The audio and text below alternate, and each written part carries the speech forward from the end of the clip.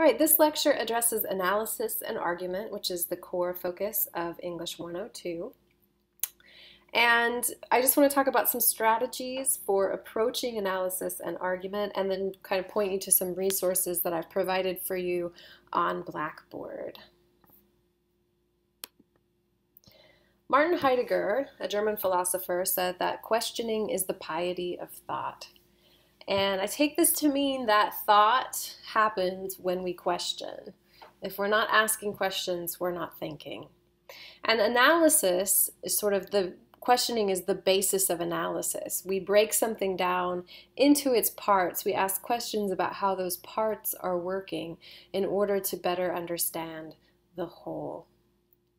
And in this class, we're going to be analyzing film and television. And when we do that, we want to make sure that we understand what's the purpose of that genre, who's the audience that the film or the TV show is intended for, what kind of deliberate decisions has the director made or the director of photography made in order to direct our attention to certain ideas, and why are we then being directed to those ideas. And so all of that is sort of a combination of what we would call rhetorical analysis, where we're analyzing the purpose and the audience and the writer's intentions or the director's intentions, and the semiotic analysis, which, as I discussed in a previous lecture, deals with the signs. So sort of what's the significance of being pointed in these certain directions, and what's kind of going on under the surface and all around the text in order to give the text its meaning. So we're going to be breaking those things down and asking ourselves, well, why are we being shown this information? And who are these characters, and how do they really represent us, or do they represent us at all? And one of the things that we want to do is kind of bring everything together. So we break it all down, and then we bring it back together with our own ideas, with whatever ideas might get presented in our discussion forum, and we synthesize and we merge them to make new meaning about what we've been looking at during the semester. And in a sense, that's what you're doing with your research papers. You are evaluating a number of different sources, a variety of sources, and you're synthesizing all of that information to arrive at your own thesis. And you'll notice that in this word, synthesis, we have the word thesis, okay? Which would be then the point that you want to make. And so then all of that information that you've synthesized becomes in favor of your own, in support of your own purpose. Now, you can have a clearly analytical point to a paper where the idea is to just break something down and analyze the various parts in order to get at the greater meaning of the whole. But you are still making an argument in a sense. It's an argument of interpretation, an argument of analysis. And in fact, we could argue that everything is an argument, but I don't really want to open up that can of worms at this particular point. We can kind of discuss that later. But I do want you to think about this quote from George Bernard Shaw. The moment we want to believe something, we suddenly see all the arguments for it and become blind to the arguments against it. And maybe you know people like this, but they have their belief in something and they won't listen to anyone else's viewpoint. They just know what's right, and that's that. And it makes me kind of think, argument makes me sort of think about the elephant metaphor, which you could do a quick Google search and find some little YouTube video that will explain it to you with cartoons.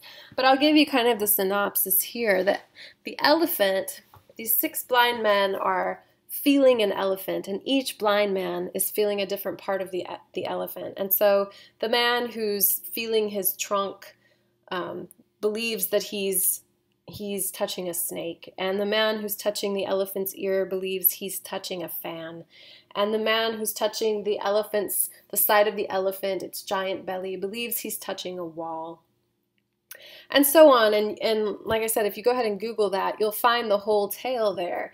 And philosophers have sort of used this to talk about the nature of God, and that we all only can see a part of it. And the moral of the little story is that all of the men were right in their perspective, but they were also all wrong, because none of them recognized the elephant as the elephant. They could only access a part of it. And so it's sort of got to do with this blindness, that we become blind to the other arguments.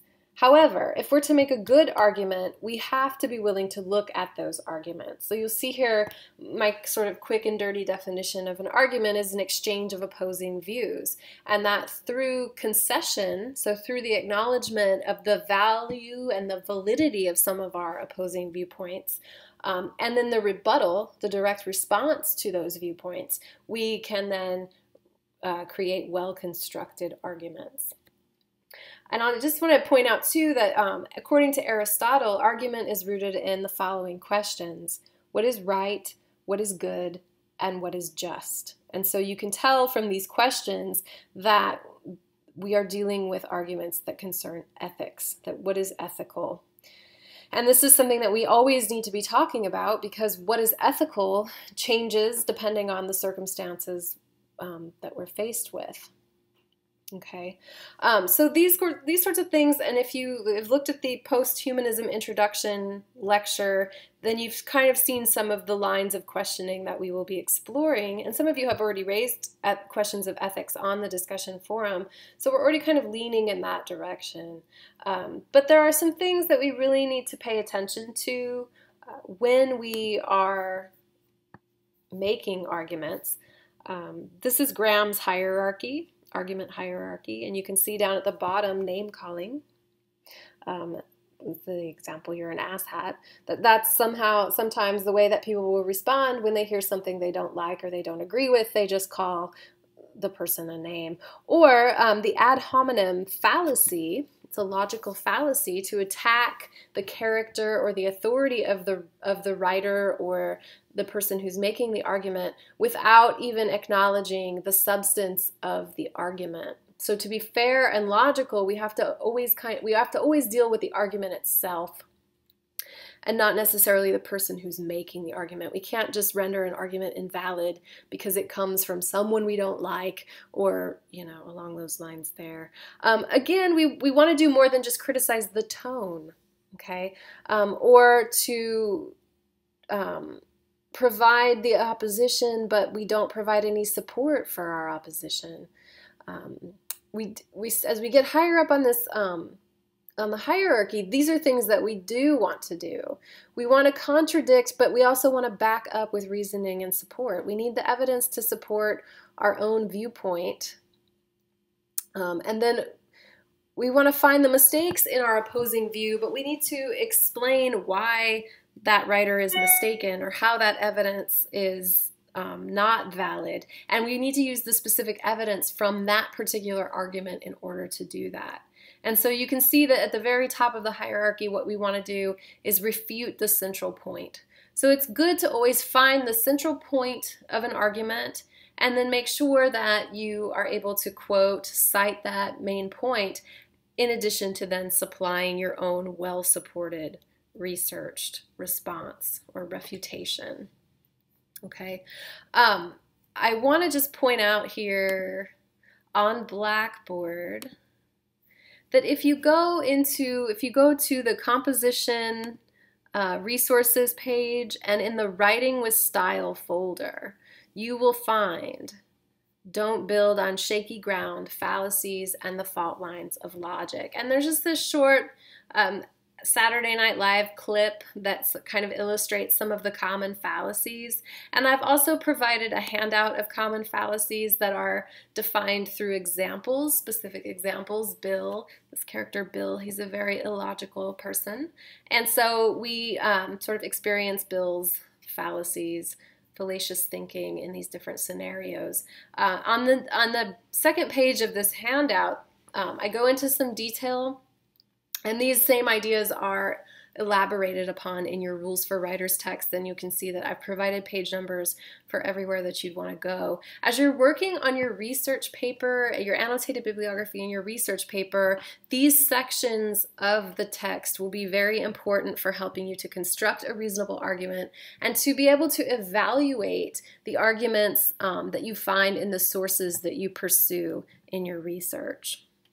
So please do print this handout, read it over, refer to Rules for Writers to help you develop your ideas, and to construct reasonable arguments that don't name call or commit any of the particular fallacies that are explained in the book and on the handout. Finally, I want you to kind of think about all of this in terms of what's known as the Burkean parlor. Kenneth Burke, a philosopher and rhetorician, has sort of defined a way of understanding what goes on, not just in the composition classroom, but in college in general, and I think in life, that when we enter into arguments and discussions with people, that we're not really addressing any brand new ideas. These conversations have been going on for a long time. I have the parlor metaphors written here, so you'll have access to it if you print out these lecture slides. But I thought I would leave you with sort of an animated version, okay?